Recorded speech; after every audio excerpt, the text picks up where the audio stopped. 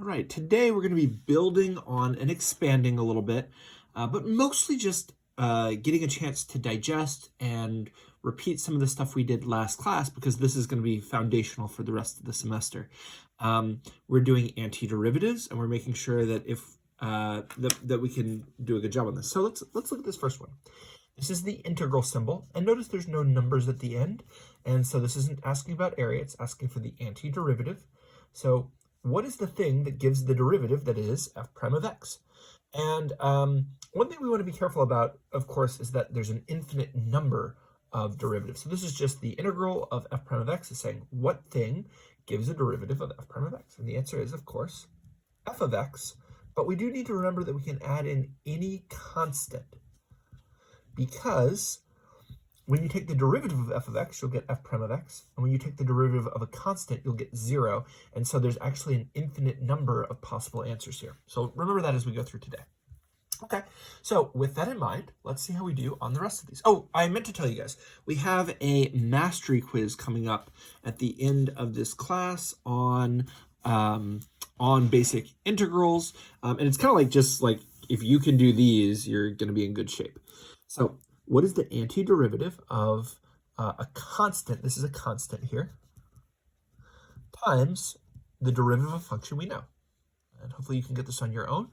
The integral is a constant times the original function plus c. And the reason this is because the derivative of a constant multiplier is a constant multiplier times the derivative of this. So the integral of a constant multiplier we can also ignore. We do need the plus c though, because the derivative of a constant is 0. Power rule. This is a little tricky. What is the integral of x to the n? Well, we raise the power by 1, and then we divide by the new power. So this is a little bit, when you do the derivative, it's you multiply by the power and lower the power by 1. And you'll notice that if we multiplied by the power, n plus 1 would cancel out with dividing by n plus 1. And then when we lowered the power by 1, we would get x to the n. So this is like the reverse of the power rule, which I think you guys got familiar with from last class, but it's always nice to write it like you add the exponent by 1 and then divide by the new exponent. Okay, the integral of sine of x. Be careful here. The integral of sine of x is cosine of x, except this isn't quite right, is it? The derivative of cosine of x, so don't memorize, you don't want to memorize a new rule. Instead, what you want to do is just think, well, I know that sine and cosine are connected, and then just think like, if I take the derivative of cosine, that would give me negative sine, and that's not quite right. So I need a negative in front. That way I'm getting a negative sine of x, which will be positive sine of x. So don't memorize a new rule. I really, really don't want you memorizing a whole bunch of new rules for integrals. It'll get very confusing. Instead, you know that the derivative of cosine of x is negative sine of x. And so to get the integral of sine of x, just think, okay, well, it's going to be a cosine of x, but the derivative of cosine of x is negative sine of x. So I need to put a negative in front to make it back to be positive. Okay. Similarly, this next one, the integral of cosine of x is, the antiderivative is sine of x plus c, and then let's think about whether it's negative or positive. Well, the derivative of sine of x is just cosine of x, and so we don't need a negative sign in front. So this gets a little confusing because the derivative of cosine of x, we know is negative sine of x.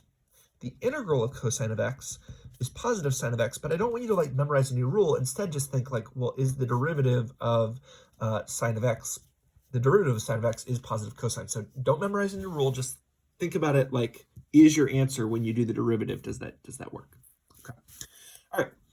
Integral of secant squared. This almost looks like a power rule thing, but we know it's not because there's no chain rule, power rule kind of thing in integrals. So what is the integral of secant squared? Well, the integral is tangent of x, and that's because the derivative of tangent is secant squared. So again, you're not memorizing a new rule. You should just be like, oh, what's the thing that has a derivative that's secant squared? Tangent has a derivative that's secant squared. Similarly, cosecant squared. You should think, okay, what thing gives me a derivative that's cosecant squared? Well, cotangent is almost right. The derivative of cotangent is negative cosecant squared. Remember, all the co-ones have a derivative that's negative. So the derivative of cotangent is negative cosecant squared, and so we want to make it positive, and so we need a negative in front here. The derivative of cotangent will be negative cosecant squared, so we need negative cosecant squared. Okay. How about secant of x tangent of x? Which one is that? Well, the derivative that's secant of x tangent of x is secant of x plus c. Cosecant of x cotangent of x, what's that? Well, cosecant of x is close because the derivative of cosecant of x is negative cosecant cotangent. So we'll need to put a negative in the front to make it work out. So again, we're not memorizing new rules. We're just thinking what thing has a derivative that will work. Okay, the integral of e to the x is e to the x plus c, because the derivative of e to the x is e to the x. This one we talked about a little bit yesterday. What is the integral of 1 over x? The integral of 1 over x is not a power rule.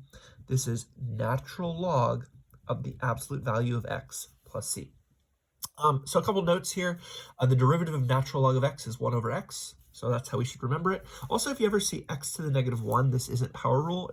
This is the same thing where it's going to be natural log. But because x could be negative or positive here, and you can't do log of a negative, we always put absolute value when we do the integral.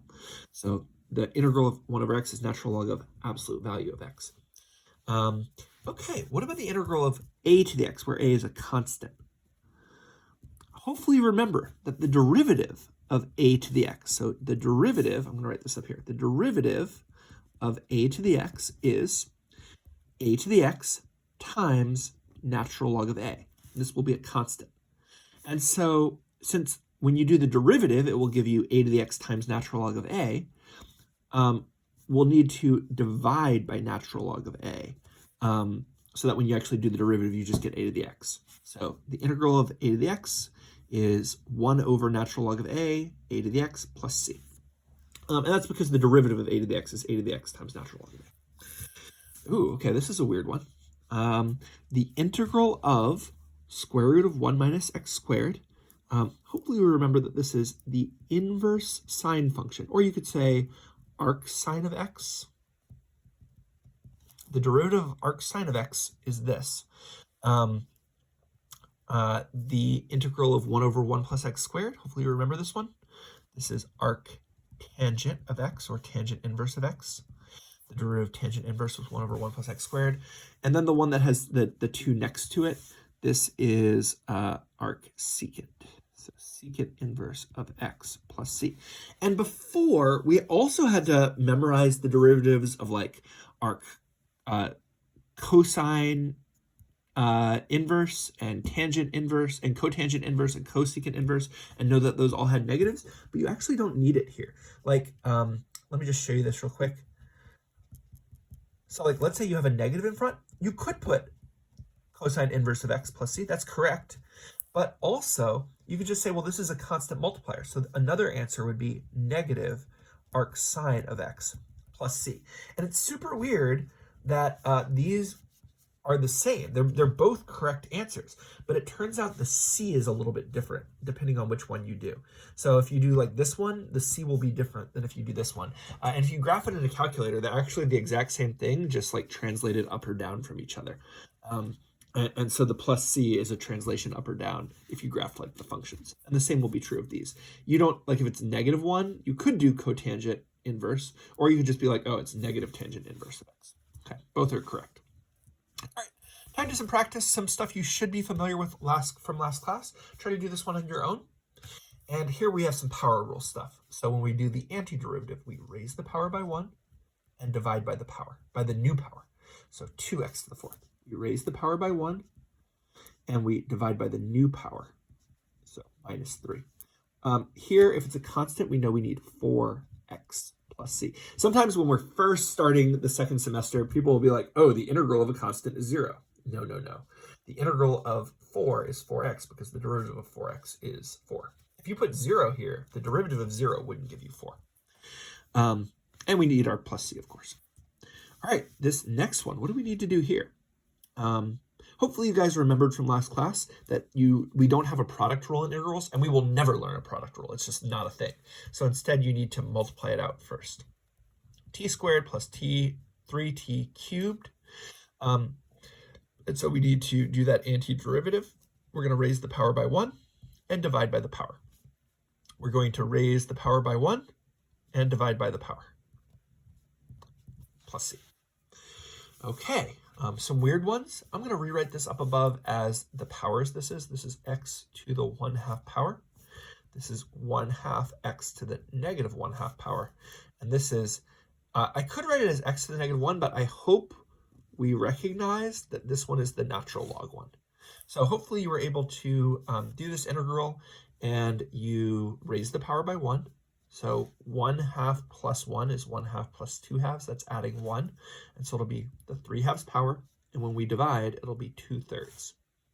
Here, we're going to raise the power by 1. So negative 1/2 plus 2/2 is, negative 1 plus 2 is positive 1/2. So we'll get x to the 1/2 power. And then we're dividing 1/2 divided by 1/2, and that's just 1. And this is not a power rule. We're not, if we tried to raise the power by 1 and divide by the power, we'd be dividing by 0.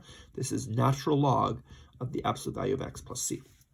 Since the original one was written with square roots, we want to simplify this in that way also. So 2/3 square root of x cubed. This is square root of x. This one is natural log of x. So that's how we want to write our final answer. Okay. And you can check, guys, if you're not sure about this, you can always just do the derivative of this and see if you get back to the original one. That's a great way to check it with your integrals. And you can do that on any of these. You can always just take the derivative and see, does it give you the one that you started with? All right, let's see how you guys do on this one.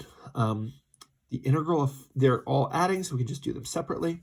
The integral of 5 cosine of x is, I know it's going to be a sine of x, but let me see, does it need a negative or not? Well, just do the derivative. The derivative of sine of x is cosine of x, so I'm good here. Like, this is the correct one. I don't need a negative here. Here, I know it's going to be 4 cosine of x, and when you do the derivative of cosine, that's negative sine, and we don't want it to be a negative, so we need to put a negative here. That way, when we do the derivative of cosine of x, we'll get negative of a negative, and it'll make it positive. And the integral of 3e to the x is 3e to the x. Okay. This next one, we have no quotient rule. There's no possible way to do a quotient rule. So hopefully you started by rewriting this. We can divide all of these by x to the 4th. X squared divided by x to the 4th is 1 over x squared. 2 of them cancel out. There's still 2 left over in the denominator. Similarly, this is 2 over x cubed because 1 of them cancels out and there's still 3 in the denominator. And then this is just 3 over x to the 4th. And we can rewrite this as, this is x to the negative 2 power plus 2x to the negative 3 power minus 3x to the negative 4 power. And we're going to go ahead and do this integral. We're going to raise the exponent by 1. So to the negative 1 power and divide by the negative 1. We're going to raise the power by 1 and divide by negative 2. Negative 2 divided by negative 2 is negative 1. We're going to raise the power by 1. And we divide by a negative 3. Negative 3 divided by negative 3 is positive 1 plus c. Because this one started out like this, we should probably put negative 1 over x minus 1 over x squared plus 1 over x cubed plus c. This is how we should probably write our answer. One thing to notice is that when you're raising a negative exponent by 1, you're adding 1 to a negative, and so it kind of looks like the number gets bigger, but it's not. Negative 3 is 1 higher than negative 4. Okay, ooh, I like this one. This is a good one. Okay, so this is the integral dy, so you just do the same thing you would do with x's. It's just saying do the integral with respect to y. So there's no product rule, so I hope you started here by multiplying this out. So this is the integral of secant of y, tangent of y, minus secant of y times secant of y is secant squared of y. And hopefully we recognize these. The integral of secant of y tangent of y is secant of x tangent of x is just secant. So this is just secant of y because the derivative of secant of y is secant of y tangent of y. And the integral of secant squared is tangent because the derivative of tangent is secant squared, and we need a plus c. So there we go. Okay, guys, we talked a little bit last class about finding the general solution to a differential equation. A differential equation is something that has like y prime equals in it and has an equation with a derivative. It could also be a y prime prime. That's also fine. And when we solve the differential equation, what we're looking for is what y is equal to. And the general solution means like what are all the possible solutions. We'll talk about another thing today, I believe, besides just general solution. And it'll always have a plus c. Okay, so your answer should always be y equals something plus c. So let's look at this. Here we have dy dx equals. Now up before, we never had any y equals here, right? These were always just like, just do the antiderivative. But now it's got dy dx equals, and so our answer is going to end up being y equals something. So we're going to do the integral. We're doing the antiderivative, and now it's going to be y equals. Let's get this set up first. This is, we can't do a chain rule thing, so this has got to be x to the 3/2 power. And so when we do the integral, we will get, we raise the power by 1, so 3/2 plus 2/2 is, because that's adding 1, this is x to the 5/2 power. Here we will raise the power by 1 and divide by the power. So 3 divided by 2 is 3/2. And I know it's going to be cosine of x. I'm just not sure if it's going to be plus or minus yet. The derivative of cosine of x is negative sine of x. And so I don't need a negative in front here because the derivative of cosine already gives me negative sine. The last thing I'm going to do is, because this was written as a root, I'm going to rewrite this one as a root. This is square root of x to the 5th plus 3/2 x squared plus cosine of x plus c. If this had started as like x to the 2/3 power or 3/2 power, then I would just leave it like this. But because it was written as a root at the beginning, I should simplify. dy dx equals 1 over x to the 6th plus, 8 minus x to the 4/3. Again, let's rewrite this as a power rule. So I'm not taking the integral yet, so this still says dy dx. This is x to the negative 6th plus 8 minus x to the, this is, the root is 4, so that's the denominator of the fraction, and it's x to the 3rd, so 3/4 power. So I need to raise the power, so y equals, notice it's not dy dx equals anymore because I'm doing the integral. I'm going to raise the power by 1. Negative 6 plus 1 is negative 5, and I'm going to divide by the power, so negative 1/5. We don't leave negatives in the denominator, so like 1 divided by negative 5 is negative 1/5. The integral of 8 is 8x, because the derivative of 8x is 8. Don't put 0 there. The derivative of 8 is 0, but not the integral of 8. And then this one, the power needs to go up, so this is going to be x to the, we need to add 4/4, because that's 1, so this is 7/4. And we need to divide by 7/4. Dividing by 7/4 is multiplying by the reciprocal. So 4/7 plus c. And I guess we need to rewrite this. Yuck. I'm going to hate making this play pause it video, guys. It's going to take me forever. The ones where I have to like make a bunch of multiple choice answers are the worst. It's going to take me forever to make this play pause it video. I'm super not looking forward to it. Like here in the play pause it video, I'm going to have to like put this could also go in the numerator reasonably. That would be completely fine. Whatever. I'm not going to lie to you guys anymore. I'm sorry. I apologize. All right.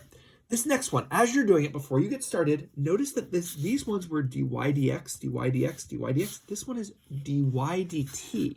So be really careful. This is saying when you do the derivative with respect to t, you get 8. So what do you think the answer should be here? And the answer should be y equals, instead of 8x, 8t plus c. That way, when you do the derivative with respect to t, you'll get 8. So be a little careful about what's going on there. These were all x's, and it'll usually work out, but if it's just a constant, you might need to be a little careful. All right, determine f of x. Now, these are all f prime of x equals f prime of x equals f prime of x equals. These are all differential equations. And it didn't say solve the differential equation, but that's what we are doing here. If we're determining f of x, that's another way of saying solve the differential equation. We're finding what the original function was that has this derivative. So let's see how you do. The original function, what thing will do this? Well, this is power rule. We need to raise the power by 1 and divide by the power. Okay, I know that something that gives me a cosecant squared is a cotangent, but then I need to see about the negative sign. So the derivative of cotangent is negative cosecant squared because all the co-ones have a derivative that's negative, and so I can just put a plus here because the derivative will be negative already. Plus e to the x plus c. Hopefully we feel good about that. This next one, okay, is a tricky one. Be careful here. I hope you noticed that this is not a power rule. This is just 4 times 1 over x. You don't need to rewrite it like this. You can just go straight from here. But this is 4 natural log of absolute value of x. This is the one power of x where you can't use the power rule. You have to do natural log. So here is the original function. And last one, f prime of x equals 4 cosine of x plus 3 e to the x plus 5 to the x. The original function must have been, okay, I know this is going to have a 4 sine of x. I just need to think if it's negative or not. And the derivative of sine is cosine, so it's going to work out. I don't need a negative sign. The integral of 3e to the x is going to be 3e to the x. And this is a new one that you've not had to try yet. I know it's going to have a 5 to the x, and the derivative of 5 to the x is 5 to the x times natural log of 5. So I need to divide by natural log of 5 to cancel it out. And this will work. So now when I do, this is a constant multiplier. So when I do the derivative, I'll just like leave it alone times this, and it'll be 5 to the x times natural log of 5, and that'll cancel out. All right, guys, hopefully you're feeling good about this. Let's learn some new things. The solutions to the differential equation are represented in the slope field below. I don't think you have seen a slope field yet this year, and that's cool. This is what's called a slope field, and what it is it's a graph of all the slopes at the different places. So for instance, at the point 2, 5, this formula says that the slope is going to equal 1/2 times x. X is 2 minus 1. Half of 2 is 1. 1 minus 1 is 0. And so it's saying at the point 2, 5, oh man, I wish I hadn't gone up here. The slope will be 0. And sometimes there are x's and y's in a slope field. It'll have like, it'll be implicit. But either way, like you plug in whatever x is to x and whatever y is to y, and you'll like, I wish I had picked a different point. Let's pick like, 0, 2. So here, the slope, it'll say dy dx is 1/2 of x, so 1/2 of 0 minus 1. 1/2 of 0 is 0, minus 1 is -1. And so it's saying at the point 0, 2, the slope will be -1. And if you look at the point 0, 2, the slope is -1. And so the way slope fields are made is just by graphing the slopes at each point. And what you'll see is it makes an infinite number of solution curves. It's saying like, the function that has these slopes could be like this function, could be like this function. If you just follow the slopes, it makes a curve. And we can see these are parabolas, right? I hope we can see these like make parabolas. That's what it looks like. Whatever. So these are the slopes of, these are the functions that have slopes that are like this. We can find the general solution by doing the integral. So go ahead and do this. Go ahead and do the integral, and you get y equals, we raise the power by 1, and we divide by 2. 1/2 divided by 2, be careful here, is 1/4. 1/2 divided by 2 is the same as 1/2 times the reciprocal of 2. 1/2 times 1/2 is 1/4. Or you can just think about it like splitting 1/2 into half. It's going to be 1/4 if you divide it by 2. Okay, and then minus x plus c. So this is all the different possible solutions. 1/4 x squared minus x plus different numbers. And the plus c's are why there's an infinite number of solutions. Because they're all these different parabolas. Now, here's a new thing.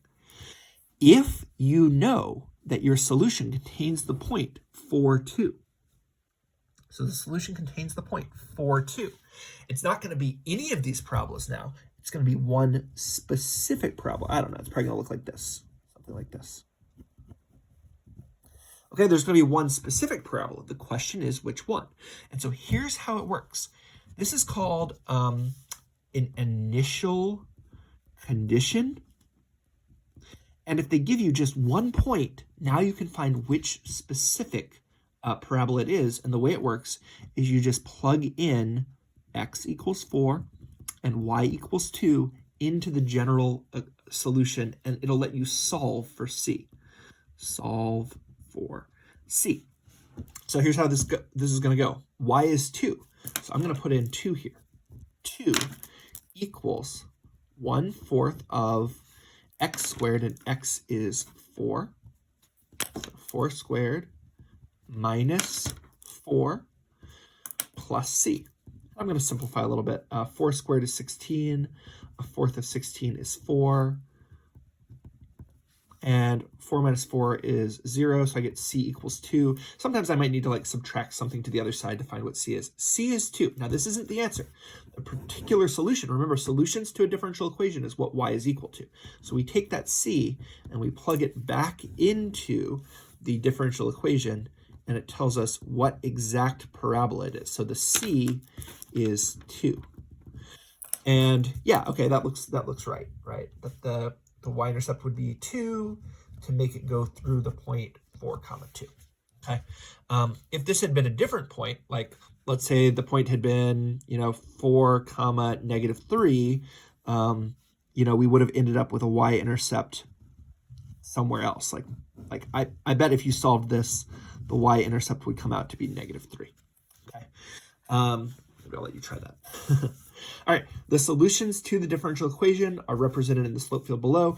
Notice, think to yourself, like, what kind of function is going to be the integral of this? Well, this is a quadratic. You're going to raise the power by 1. It's going to be a cubic. Doesn't this look like a cubic function when you actually graph it? Like, if you follow those slopes, you can kind of tell that it's making a cubic. It kind of goes up, comes back down. These are the slopes of what's going on. So determine the general solution. This is going to be the one with plus c, and then we'll determine the particular solution. Okay, so hopefully you got y equals, you raise the power by 1, divide by the power. Here, the thing that we need to make a derivative that's negative 1 is minus x, and we need a plus c. Here's the general solution. These are all, again, this is an infinite number of cubics, kind of all together, and we're going to find the particular solution in just a second. If you know your solution contains the point negative 1, 3, what is c equal to first, and then what is the particular solution then? Hopefully you can plug this in. X is negative 1, y is 3, and we can use that to find c. So y is 3, x is negative 1. Be careful here, this is minus negative 1. And this time we actually need to do a little bit more work. So negative 1 cubed, negative 1 times negative 1 times negative 1 is negative 1. So negative 1 times 1/3 is negative 1/3. This is plus 1 plus c. And we need to actually like move this to the other side. So this is going to be, rather than combine these and then deal with fractions, I'm just going to combine the whole numbers first. So this is going to be 2, and then I'm going to add 1/3. So c, and let's add this. So 2 plus 1/3 is going to be, I need to change 2 into thirds. 2 is 6/3 plus 1/3 is 7/3. So c is 7/3, great. And so what is the particular solution? Well, the particular solution is, I'm going to plug the c back in, y equals 1/3 x cubed minus x plus 7/3. If c ever comes out to be like negative 2 or something, you wouldn't put plus negative 2, you would just put minus 2. Right, so it'd be like x minus 2 or whatever. Okay, so hopefully you're feeling good about that. This is sometimes how it'll look. Sometimes it says use the information to solve the given differential equation. Again, differential equation has a y prime in it, and solving it means finding what y is equal to. Here, they give us a differential equation, and what is this? This is an initial condition. So there won't be a plus c at the end. It will be the only solution that goes through the point 2, 3. So let's go ahead and do that. Go ahead and try this on your own. Try to find what the specific solution is. You should have f of x equals, and there won't be a c. You'll have to plug in and solve for c. Try this all on your own, see how you can do. And hopefully you started by finding the general solution. You raise the power by 1, divide by the power. We raise the power by 1 and divide by the power. And we have plus c. So this is the general solution. But we can do better here because they've given us a point. So we can figure out what c is. So we're going to plug in 3 for y and 2 for x. 2 squared is 4. 5 times 4 is 20. 2 to the 4th is 16. 3 times 16 is 48. And so let's see, this is negative 28. So I'm going to add 28 to the other side and get 31 equals c. You also could have like subtracted 20 and added 48. Doesn't matter. So that's what c is.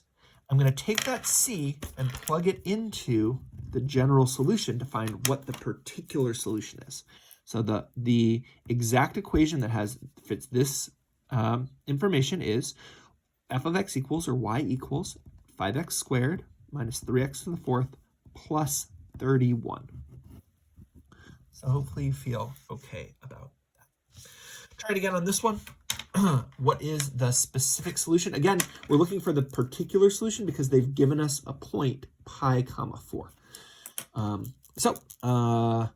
The general solution is going to be f of x equals, okay, I know it's going to be a sine of x. The derivative of sine of x is cosine of x, so I don't need a negative here. Plus c. But when I put in pi for x, I will get 4. So 4 equals sine of pi plus c. Okay, what is sine of pi? So here's 0. 2 pi is all the way around, so this is pi. So sine of pi is going to be 0 because it's the y value, and the y value is 0. So 4 equals c. It doesn't always come out this way. Like, it very easily could have been that, like, if it had been sine of pi over 2 or something, then this would have been 1 and c would have been 3. So c does not always come out to be this. Like, remember here, c did not come out to be 3, c came out to be 31. You have to plug in and find what c is. Now, we're not done. This is what c is, and so the particular solution that fits this this set of data is f of x equals sine of x plus 4. This one will have a derivative that's cosine of x. You can see the derivative is cosine of x, and when you plug in pi, you'll get a y value of 4. Okay, here's one of those ones where it gives you the second derivative. Let's see how you do on this. It gives you, I'll do this one with you, and then you can try the next one on your own, even if it's a little harder. It gives you 2 pieces of information. It tells you the derivative at 0 is 1, and the point when x is 0 is 6. So let's see how we can do it. So first we're going to start by undoing the derivative. If the second derivative was sine of x, then the derivative was, I know this is going to be cosine of x, but the derivative of cosine of x is negative sine of x. So I need a negative here, so it'll be negative sine of x to make it work out. Plus c. And last class, we talked about how if you do it again, you'll get like negative sine of x plus, we called it c1x plus c2. We said there would be 2 different c's. And you'll see how right now I'm not going to go to this next step yet. First, I'm going to solve for what this c is. When x is 0, the derivative is 1. So I can plug in 1 for the derivative. And cosine of 0, here's where 0 is, cosine of 0 is 1. So we get 1 equals negative 1 plus c. I can add 1 to the other side. c is 2. So the particular derivative that has the derivative of 0 equal to 1 is f prime of x equals negative cosine of x plus 2. C was 2. Right? Now I can find the original function by doing the integral again. The integral of negative cosine of x is negative sine of x. The derivative of sine of x is just cosine of x, and so I need a negative here to make it. The derivative of negative sine of x is negative cosine of x. Plus the integral of 2 is 2x, plus there's a c here. And I need to use this other initial condition when x is 0, the y value is 6. Notice I can't use this. This says when x is 0, the slope is 1. This says when x is 0, the y is 6. Those are different things. So I need to do negative sine of 0 plus 2 times 0 plus c. And sine of 0 is 0. So 0 plus c is 6. So c is just 6. And so f of x equals negative sine of x plus 2x plus 6. Notice that c1 was 2 and c2 was 6. Last class we talked about how these c's did not have to be the same, and you can see that here. So there we are. This is the particular solution that will have if you take the second derivative of it, the second derivative of this will be sine of x, and the derivative when x is 0 is 1, and the y value when x is 0 is 6. Okay, last one. Try it on your own, see what you can do. It says the second derivative is this. It gives you 1 value of the slope and 1 value of y, and that lets you find the particular solution. So hopefully you started by doing the power rule. We're going to raise the power by 1. So negative 3 halves plus 2 halves is negative 1 half. Negative 3 plus 2 is negative 1. So this is x to the negative 1 half. We have to divide by the power. Dividing by negative 1 half is the same as multiplying by negative 2. So negative 2. And you can kind of check it. Like if you do the derivative, negative 1 half of negative 2, negative 1 half times negative 2 will just be 1. Okay, plus c. Now when x is 4, the derivative will be 2. So I'm going to actually have to change. Normally I could leave it in this form, but I actually have to do it. So let's see, this is f prime of x is negative 2 divided by, because it's a negative exponent, the square root of x plus c. And so when x is 4, the derivative, the slope, will be 2. Okay, square root of 4 is 2. Negative 2 divided by 2 is negative 1. So we have to add the 1 to the other side. C is 3. We're going to add 1 to the other side. And so this is, the derivative is negative 2x to the negative 1 half plus 3. That's what c was here. And we can now find the original function by doing the antiderivative again. So f of x is equal to, we raise the power by 1. So negative 1 half plus 2 halves is positive 1 half. So x to the 1 half power. We need to divide by 1 half. That's multiplying by 2. So negative 4. Again, you can check yourself. If you do the derivative, you'll be multiplying by 1 half. 1 half times negative 4 is negative 2. This is 3x. That's the integral of 3 is 3x. And we need a c here. Again, we need to plug in when x is 0, y is 3. And so let's do that. We're going to have to simplify this again. This is f of x equals negative 4. It's not in the denominator anymore because it's not a negative exponent. Square root of x plus 3x plus c. And so f of 0 is 3. So 3 equals square root of 0 is 0. 3 times 0 is 0. So c is just 0. So c is 3, and so we get f of x equals negative 4 square root of x plus 3x plus 3. Now, normally we actually could have left it like this because that's how it started, but because I had to switch it to the simplified version anyway, I'm just going to keep it simplified because that makes more sense to me. All right, guys, hopefully you feel good about this. You get a chance to practice some more integrals tonight.